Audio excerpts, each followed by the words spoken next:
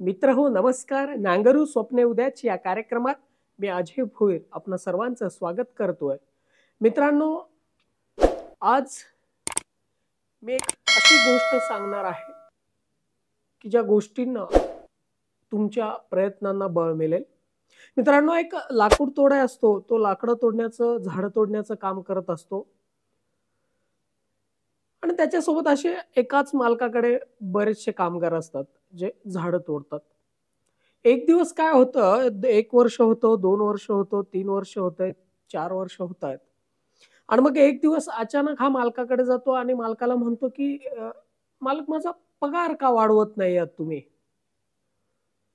तर म्हणे, "पगार वाढवण्यासाठी कामही वाढलं पाहिजे ना." म्हणे, "तुझं कामही तेवढंच आहे म्हणून पगारही तेवढाच असणार आहे."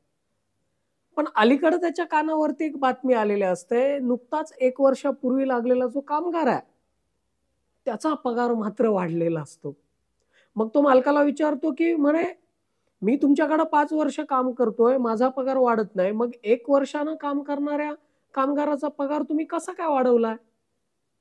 तो म्हणे, "तू जाऊन त्या कामगाराला भेट, तोच तुला सांगेल."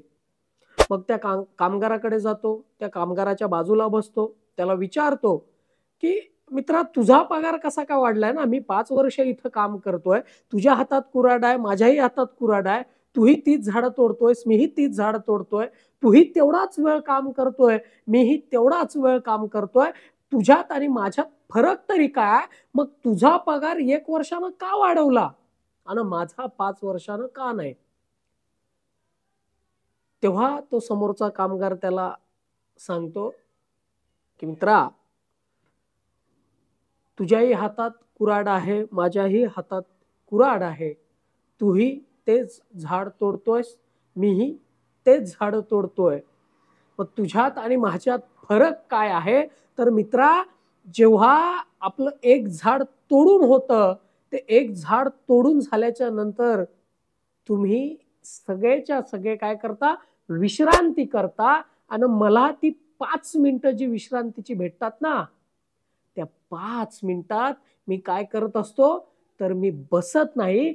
मी बसता-बसता, फक्त बसत नाही, तर बसता-बसता मी माझ्या काय करत असतो, कुऱ्हाडीला धार देत असतो."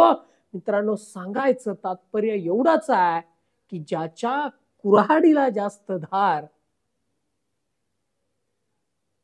तेवढंच त्याचं काम दिसून येतो. म्हणून आपल्या प्रयत्नांना धार द्या.